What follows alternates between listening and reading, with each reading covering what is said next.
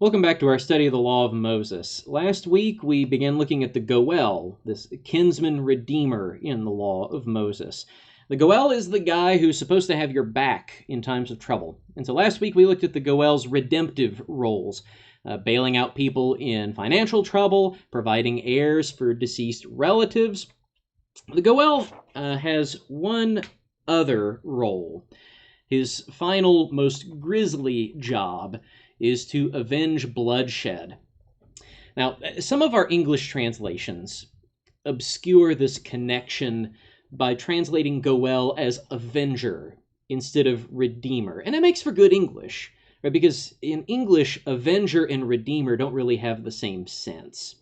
So I'm not complaining about the translation. It's just something we need to understand. It's the same term in Hebrew. It's the same, mainly, first off, it's the same person, right? The same sorts of people who could fit the redemptive role of the Goel would also fit the avenging role of the Goel, right? So going back to the book of Ruth, if someone had murdered Elimelech, Boaz would be a suitable person to avenge Elimelech's blood, right? As it was, Elimelech just died, and there weren't any heirs left behind for Ruth.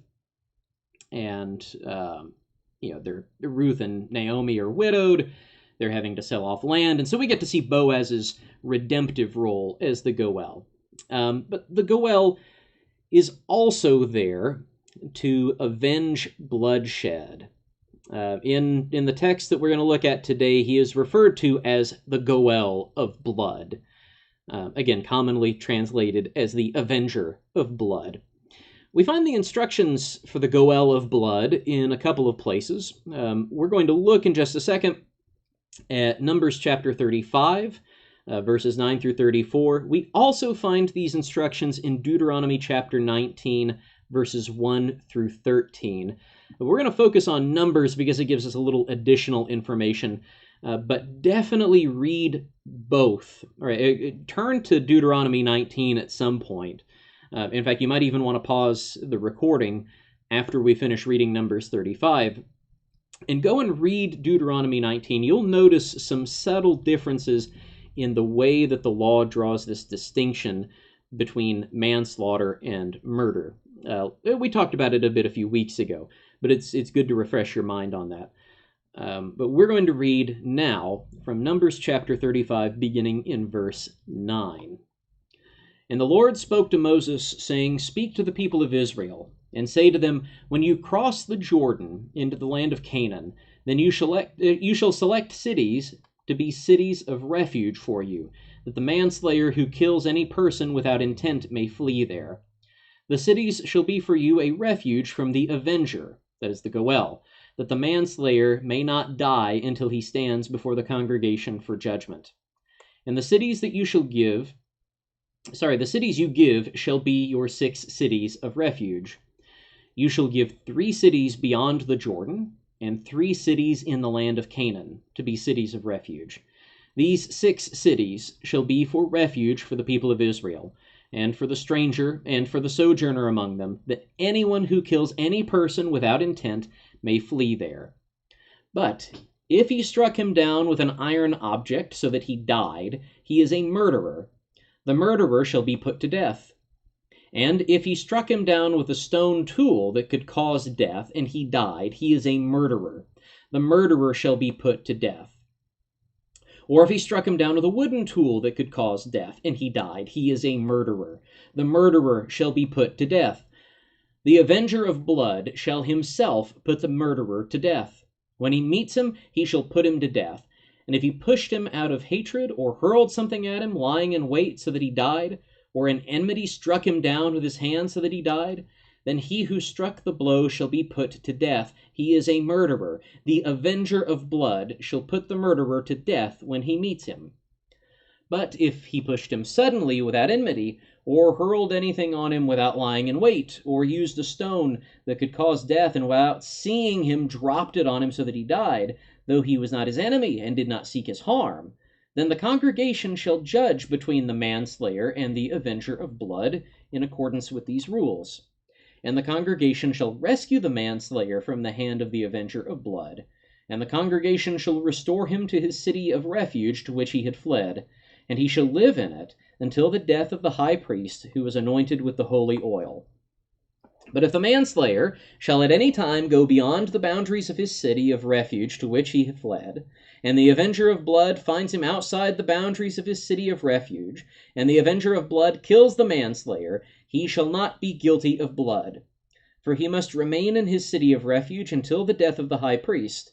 But after the death of the high priest, the manslayer may return to the land of his possession.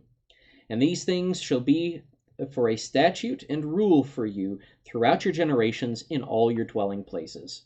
If anyone kills a person, the murderer shall be put to death on the evidence of witnesses. But no person shall be put to death on the testimony of one witness. Moreover, you shall accept no ransom for the life of a murderer who is guilty of death, but he shall be put to death. And you shall accept no ransom for him who has fled to his city of refuge, that he may return to dwell in the land before the death of the high priest. You shall not pollute the land in which you live, for blood pollutes the land.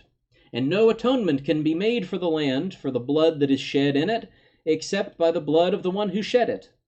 You shall not defile the land in which you live, in the midst of which I dwell. For I, the Lord, dwell in the midst of the people of Israel. Right, so a lot of stuff to take in there. But we should remember this from our study on violence a few weeks ago. We should remember, first off, that the law distinguishes between murder and manslaughter. Manslaughter is a forgivable offense, but the manslayer has to stay in one of the cities of refuge until the death of the high priest, like we just read. I want us to focus our attention on the role of the Goel in all of this. All right, so every place in which we read avenger of blood in our text, that is the Goel of blood. The Goel's job that we've just read in Numbers 35 is to redeem the shed blood of his kinsmen. So as with the other duties of the Redeemer, the Goel is acting on behalf of the family. He's acting in the interests of the family. So it is not only the Goel's duty to raise up an heir for his deceased kinsman, it's also his duty to bring his kinsman's murderer to justice. And in doing this, the Goel is fulfilling the requirement of the law that is set out at the time of Noah. All right, so this is one of the oldest laws that we have, this requirement that blood is required for blood. All right, we read that requirement in Numbers 35, but I want us to see just how far back this goes. Turn to Genesis chapter 9. We'll read verses 5 and 6. God speaking to Noah says, "And for your lifeblood I will require a reckoning. From every beast I will require it, and from man. From his fellow man I will require a reckoning for the life of man. Whoever sheds the blood of man, by man shall his blood be shed, for God made man in his own image." All right, so this is something that goes way, way back. This is a primordial law. It's given before Moses, and it ties back to creation principles. Man was made in God's image, and so if you shed man's blood, your blood is to be shed. And so the Goel is not just acting on behalf of the family, he is also restoring this duty. He's restoring this balance, as it were. He's fulfilling this requirement, this ancient requirement, that blood is required for blood. And this kind of language, by the way, makes sense of calling this kinsman the redeemer of blood, right? This is the sense in which this role of the Goel is consistent with the other roles of the Goel. He is redeeming the blood of his kinsman with the blood of the murderer. And by redeeming the blood of his murdered kinsman, the Goel is also cleansing the land of blood guilt, like we read in Numbers 35. Blood pollutes the land. And so you can't leave that there. Right? It's not just going to be a stain on the murderer, it's also going to have an effect on all Israel. So the Goel is not just serving the interests of the family, he is serving the interests of all Israel when he chases down the murderer and puts him to death. Now, but the law recognizes that the Goel's wrath can actually create more blood guilt. Because it recognizes this distinction between murder and manslaughter, it recognizes that the Goel the Goel is the last party who should determine that distinction for himself, right? He's an interested party. He is furthermore wrathful, and so he's not the one to judge. Ultimately, it is the congregation of Israel that is to judge, and that is why the cities of refuge are established. They create an opportunity for the people of Israel to render judgment. The killer, whether he is a murderer or a manslayer, can run to one of these cities. He can run to, that's why they're called sanctuary cities. He is protected by the congregation of Israel until the congregation can render judgment in his case. And they keep the Goel from shedding blood without justification. Because if the Goel, say the Goel is chasing someone down who is guilty only of manslaughter instead of murder, and the Goel catches the manslayer and kills him, then that's more blood guilt on the land. So in just a moment, we'll look at an example of the Goel of blood, how these principles are acted out in Israel's history. But first, we need to fill in some information that we're missing. We've been missing this information since we first picked up Numbers 35 a few weeks ago in our study on violence. We have read this law, again, a few times now, but we have yet to name the cities of refuge. Because at this point in the law, Israel is in the wilderness. They've not entered the promised land, and so they're merely commanded, once you enter the promised land, you need to set apart these 6 cities. And so it's not until Israel does enter the promised land that we see which 6 cities are set apart. We get some names to apply to this law. So to see that, we need to turn to Joshua chapter 20. In Joshua chapter 20, the entire chapter is dedicated to setting aside the cities of refuge. So let's turn and read there, beginning in verse 1. Then the Lord said to Joshua, "Say to the people of Israel, appoint the cities of refuge of which I spoke to you through Moses, that the manslayer who strikes any person without intent or unknowingly may flee there. They shall be for you a refuge from the avenger of blood. He shall flee to one of these cities, and shall stand at the entrance of the gate of the city, and explain his case to the elders of that city. Then they shall take him into the city, and give him a place, and he shall remain with them. And if the avenger of blood pursues him, they shall not give up the manslayer into his hand, because he struck his neighbor unknowingly, and did not hate him in the past. And he shall remain in that city until he is stood before the congregation for judgment, until the death of him who is high priest at the time. Then the manslayer may return to his own town and his own home, to the town from which he fled." So they set apart Kadesh in Galilee, in the hill country of Naphtali, and Shechem in the hill country of Ephraim, and Kiriath Arba, that is Hebron, in the hill country of Judah. And beyond the Jordan, east of Jericho, they appointed Bezer in the wilderness on the tableland, from the tribe of Reuben, and Ramoth in Gilead, from the tribe of Gad, and Golan in Bashan, from the tribe of Manasseh. These were the cities designated for all the people of Israel and for the stranger sojourning among them, that anyone who killed a person without intent could flee there, so that he might not die by the hand of the avenger of blood till he stood before the congregation. All right, so these are the cities that are set apart as the cities of refuge. Just like the law commands, you have 3 in Canaan, and you have 3 on the other side of the river, east of the Jordan. It's useful, by the way, to memorize this list of 6 cities, because they come up pretty frequently in Israel's history. And as you're reading Israel's history, it's good to be able to say to yourself, all right, this is happening in one of the sanctuary cities. All right, so you've got Kadesh in Galilee, you've got Shechem. Shechem ought to be really easy to remember. Major city. So Kadesh, Shechem, and Kiriath Arba, which is not commonly referred to as Kiriath Arba. It's more commonly referred to as Hebron, which the text tells us. All right, so Kadesh, Shechem, Hebron, those are the cities in Canaan. And notice you've got they are they're dispersed throughout the land of Canaan, right? Because you've got Naphtali up in the far north, so the city of Kadesh is available if you're up in the far north of Israel.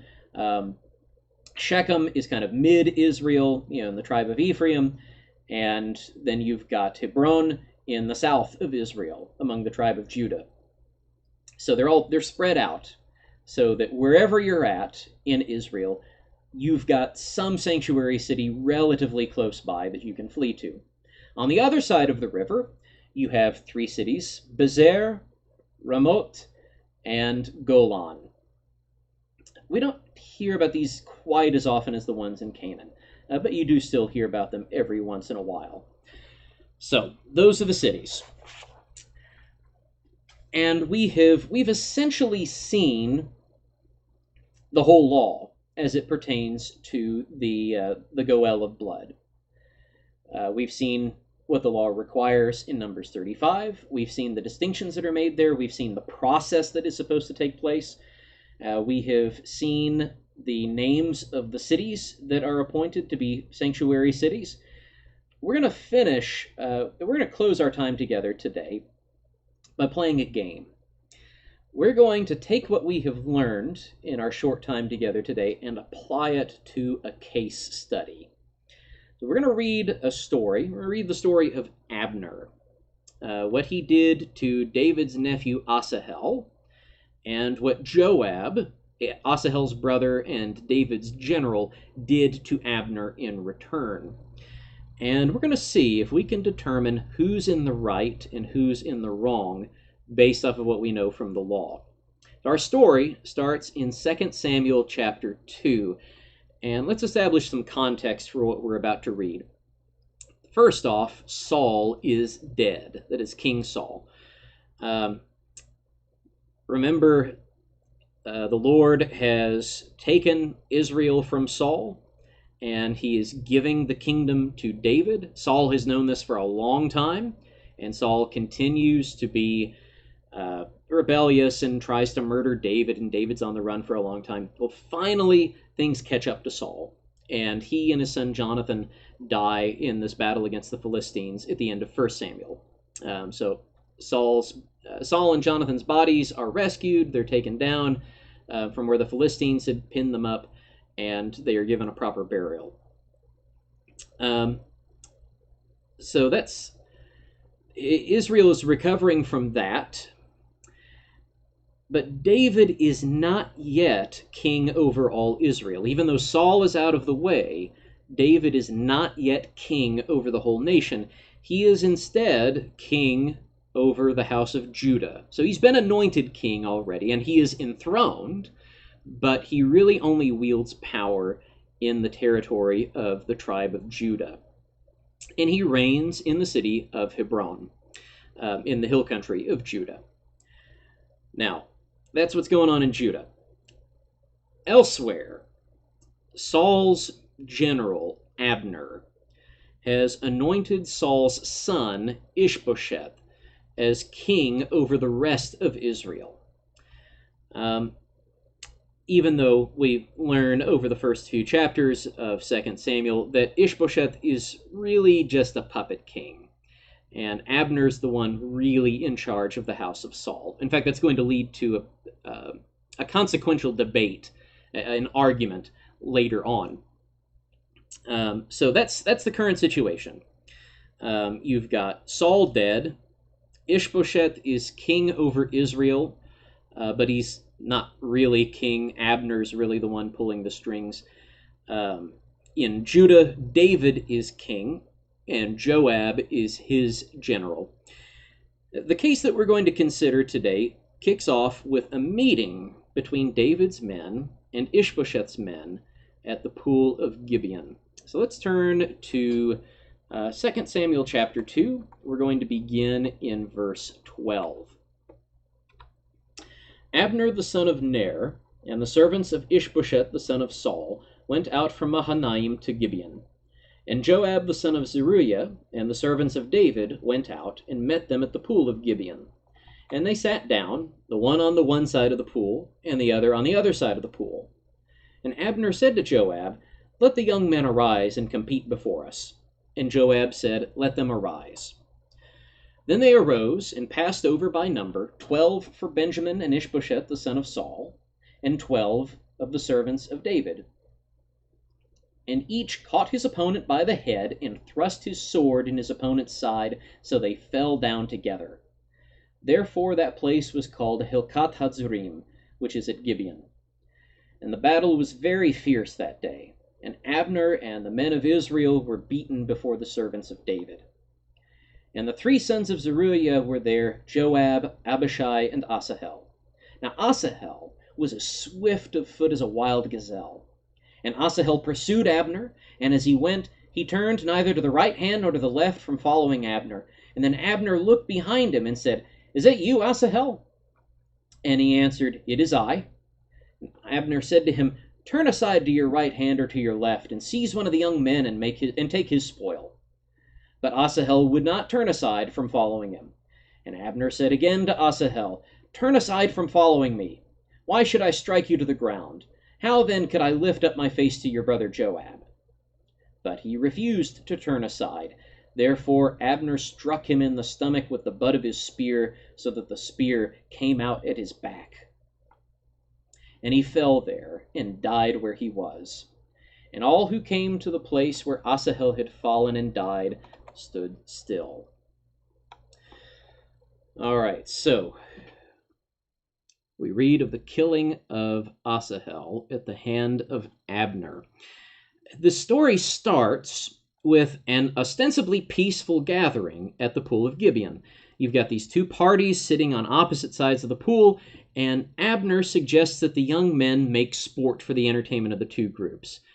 So what the ESV renders is, let the young men compete for us. The sort of competition that we're talking about is basically like mock battle. It's play is what it is. It's sport. Let's have a competition. Let's wrestle, as it were. So it's meant to be, at least it's supposed to be, good-natured, harmless competition. But it becomes immediately apparent that the 2 houses have thinly veiled animosity toward one another. The animosity that is so bad that this sparring, what's supposed to be, again, just friendly sport, results in all 24 competitors immediately killing each other. All of them simultaneously stabbing each other in the side, so they all fall down dead at the same time. Right? It's the sort of thing that I'm surprised no director has ever taken this on in a film, because this would be the kind of scene that would just make people go wild in film. It would be easy to get real artistic with this, but you can see just how this just immediately devolves into violent armed conflict. All of these guys that, again, are supposed to be, basically wrestling with each other, stab each other, kill each other, and then bedlam. Everybody starts, everybody was kung fu fighting, as it were. Everything devolves into full-scale conflict. And it's not just people beating on each other, it's people killing each other. And it ends up with David's men getting the best of Abner's men, and Abner beating a hasty retreat. This is where you enter Asahel, one of David's nephews. You remember the sons of Zeruiah are David's nephews. So Joab, Abishai, Asahel. King David is their uncle. And Asahel is a good enough runner to keep up with Abner. And so he chases after Abner. And Abner warns him, "Hey, don't follow me. Turn aside. Right? Stop chasing me. Go collect some spoil from one of the other men. I don't want to have to kill you." All right, so the thought has already entered Abner's mind. I could kill this kid. And Asahel refuses to stop. So the whole encounter ends with Abner pulling up short and ramming the butt of his spear backwards through Asahel's gut so that it comes out through his back. Again, this is the sort of conflict that I'm surprised no film director has taken on yet. And Abner is apparently just a beast of a man. That it takes a guy like Asahel to keep up with him, and that he is strong enough to ram the butt end of his spear, not the pointy end, the butt end of his spear, straight through Asahel's gut and out his back. Abner is a hoss. Now, what we don't read after this, what the end of 2 Samuel chapter 2 covers, is that Joab chases Abner to avenge Asahel. But he eventually lets him go because Abner makes it to the people of Gibeon, and so he's got this whole group of people with him, and he reasons with Joab and says, look, let's not... I mean, he essentially tells Joab, let's not let this turn into some Hatfields and McCoys thing. Right? The specific phrase that he uses is, shall the sword devour forever? In other words, if you kill me, somebody from my family is just going to chase you down and kill you, and then your brother Abishai is going to chase down my kinsman and kill him, and it's just going to go back and forth, and there's just going to be constant war between our families. Shall the sword devour forever? Just let it drop, Abner says.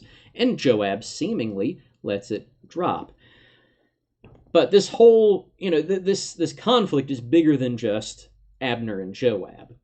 This fight that has broken out at the Pool of Gibeon leads to full-scale war between the houses of David and Saul, which we had come to expect anyway, since David is supposed to be king over all Israel, and Ishbosheth is basically usurping David's proper God-given place. So this war breaks out. We read about this at the beginning of chapter 3, and it's at this time that Abner and Ishbosheth have a falling out. Because Abner's the one running things. And Ishbosheth basically kind of walks in. Ishbosheth discovers what Abner is doing in trying to take over the house, namely laying with one of Saul's concubines. And so Ishbosheth challenges him on it, and Abner lets him have it, and vows to defect to David. Ishbosheth can't do anything about it. Ishbosheth is kind of he's consistently presented as like a little 90-pound weakling in the histories of Israel. He is helpless to do anything about Abner. And Abner tells Ishbosheth to his face, I am going to defect to David.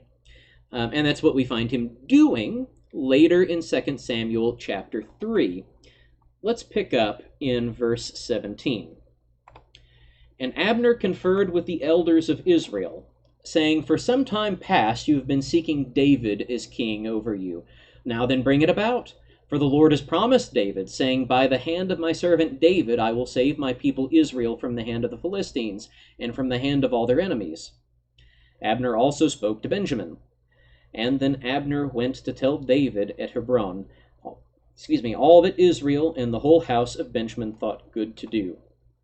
When Abner came with 20 men to David at Hebron, David made a feast for Abner and the men who were with him. And Abner said to David, I will arise and go and will gather all Israel to my lord the king, that they may make a covenant with you, and that you may reign over all that your heart desires. So David sent Abner away, and he went in peace. So this is a great deal for David. Abner is not only himself defecting over to David, but he's promised to take all Israel with him. Because again, it's Abner that's been in charge, not really Ishbosheth. And so he comes to David with this offer. I'm going to hand you national unity, a unified kingdom. You won't have to fight for it. It's just going to be given to you. In fact, he's gone ahead and he's laid the groundwork for it. He goes and he visits the elders of Israel. He goes around in the tribe of Benjamin.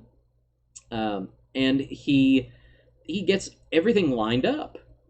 He's got everything ready for Israel to also anoint David as king, so that David will be the king over the entire nation, not just Judah. Now, remember David's place in all of this. David is Asahel's uncle, and Abner has killed Asahel. What exactly we want to make of that, we'll talk about a little bit later.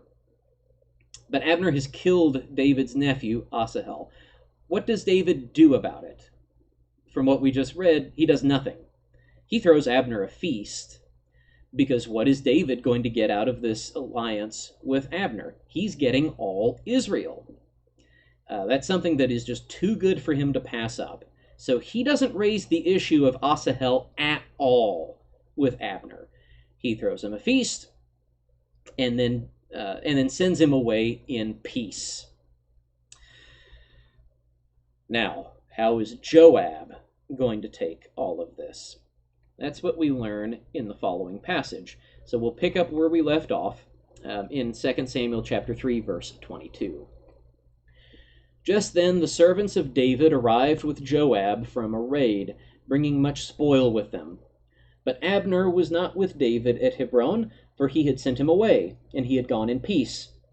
When Joab and all the army that was with him came, it was told Joab, Abner the son of Ner came to the king, and he has let him go, and he has gone in peace. Then Joab went to the king and said, What have you done? Behold, Abner came to you. Why is it that you have sent him away, so that he's gone?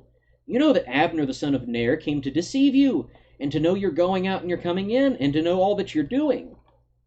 When Joab came out from David's presence, he sent messengers after Abner, and they brought him back from the cistern of Sirah. But David did not know about it.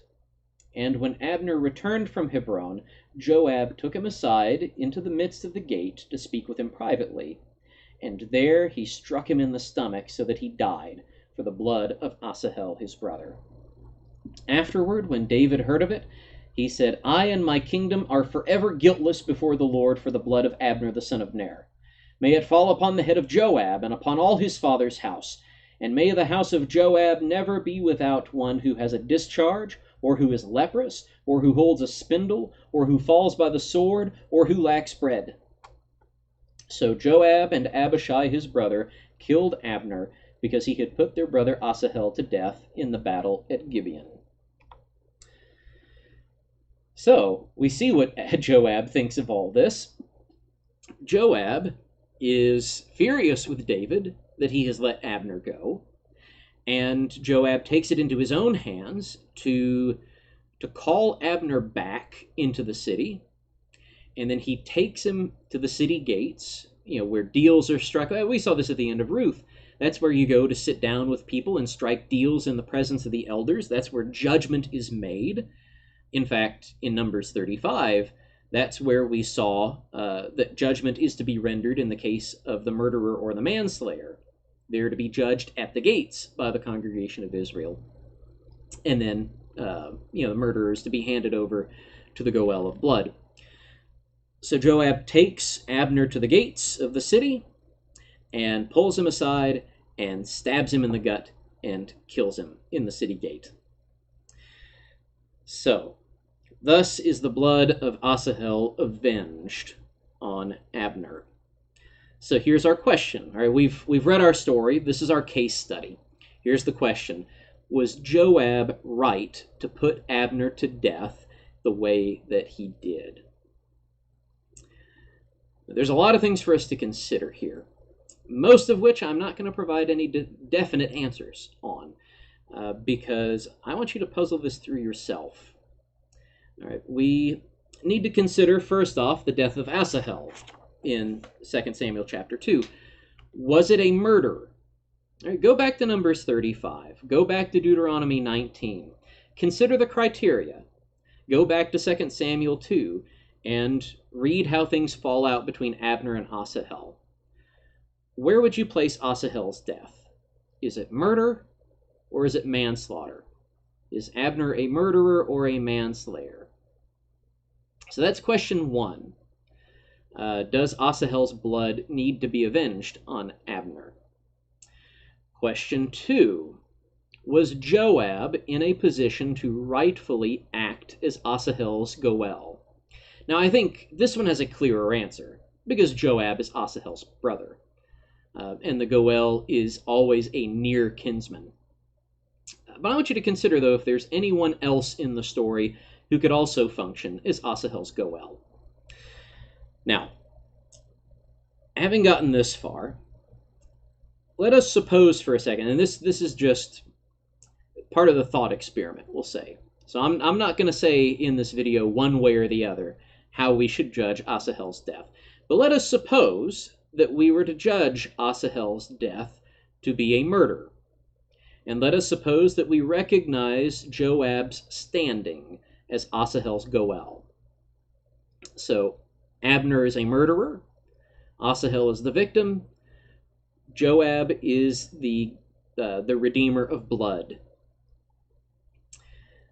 We've read about all these things in Numbers 35. Is there anything else that we need to consider from Numbers chapter 35 as we consider whether it was right or wrong for Joab to kill Abner in the way that he did? Right, ponder over that for a minute. In fact, you might even want to pause the recording. Right, go back, look at the texts, look at what happens in 2 Samuel 3, and ponder that over. Is there anything that we're missing out of Numbers 35 that would either legitimize or delegitimize what Joab has done? All right, so do you have your answer? Let's consider one last thing. Something that we read in 2 Samuel chapter 3. Where does Joab put Abner to death? It's in the city of Hebron. Now, what do we know about the city of Hebron? What did we learn about it in Joshua chapter 20? Hebron is one of the sanctuary cities. If this had happened practically anywhere else, I think it's possible to make a good case for Joab. In fact, remember, Abner had already left the city, and Joab called him back into the city. Remember what Numbers 35 says about the manslayer who leaves the sanctuary city, right? Like that consideration by itself would just entirely end run that question about whether Asahel's death is manslaughter or murder. It wouldn't matter if the killer is outside of the sanctuary city. He's fair game, right? Because the sanctuary city law basically is a very, very high stakes game of tag. Right? The killer is on the run and had better pray that the Goel of blood doesn't catch up with him. So how would things have shaken out if Joab had just instead chased Abner down outside of Hebron? Well, I'm not going to give the definitive answer to that either. That's something to consider.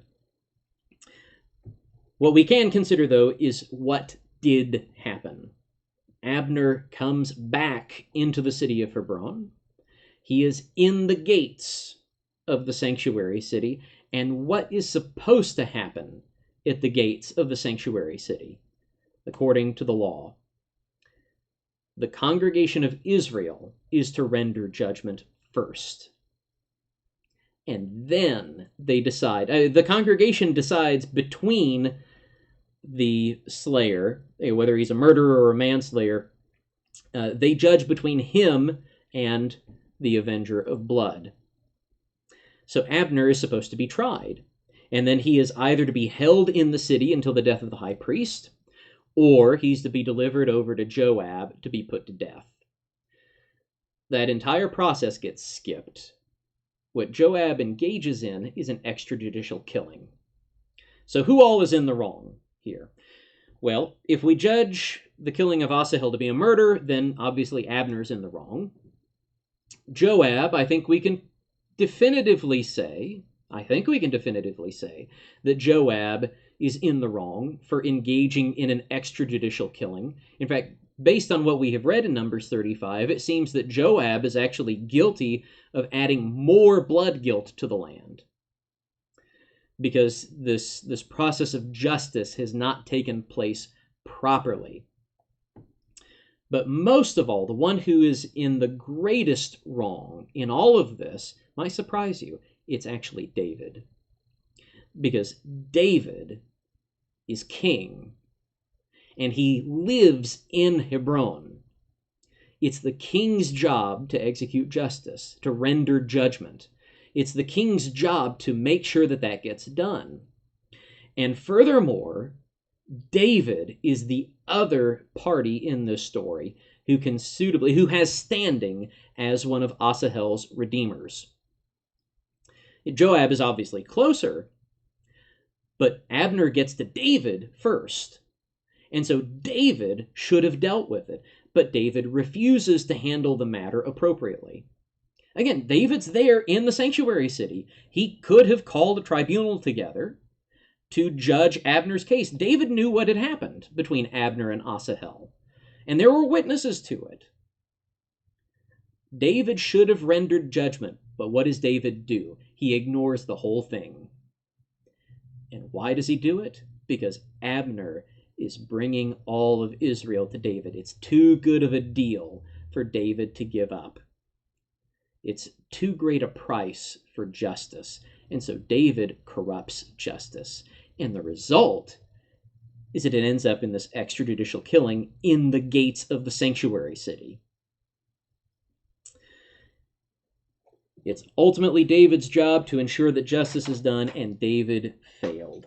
And this is not the last time that David's going to fail in precisely this way. This is actually the story, by and large, of David's kingship. Remember, at this point, we've seen David is the kid who's on the run from Saul. David, who is king just over Judah and still working on consolidating the kingdom. We've not really entered into the full kingship of David yet. The rest of David's kingship is going to be characterized by this kind of failure to render proper judgment, and it's going to keep coming up even later in 2 Samuel. This case study shows us something about the law. Even though it is designed to prevent wrongs and to right the wrongs that have happened, even though it's there to prevent unnecessary bloodshed, it often fails. And why does it fail? It ultimately fails because of us. It fails because of human frailty. Think of what all had to fail for this whole thing to shake out the way that it did.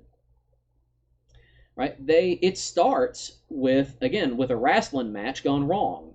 They couldn't keep it together long enough to just have a peaceful encounter with one another at the pool at Gibeon. That kicks off this whole thing. And then you've got Abner, who he apparently can outrun Asahel. Asahel can keep up with him, but Abner can keep going. Right? Asahel also could have just stopped, but instead decides to go after Abner. Abner decides to kill Asahel. David decides not to deal with it when he has the opportunity. Joab decides to trick Abner into coming back into Hebron and murders him. So, just a chain of failure. And that's the whole history of Israel, right? That's the whole history of humanity. Just one failure after another, a long succession of failures to abide by the law of God. So what's the solution for that? Well, the solution, as we'll see next week, is for God himself to stand in the place of Goel. The law points to God's own role as Redeemer and as Avenger. And that ultimately, of course, culminates in the work of Jesus Christ. Both the redeeming and the avenging aspect of it. These are things, again, that carry forward into the New Testament. So we'll see how the law and the prophets look at God as the ultimate, the ideal Goel, and how that's fulfilled in Jesus' ministry, and how that's going to be fulfilled in another sense in the last day. In the final judgment. So it's a big, it's a story that stretches almost cover to cover in the Bible. God's role as Redeemer and Avenger. So I hope this study has been edifying for you. That's going to wrap it up for us this week.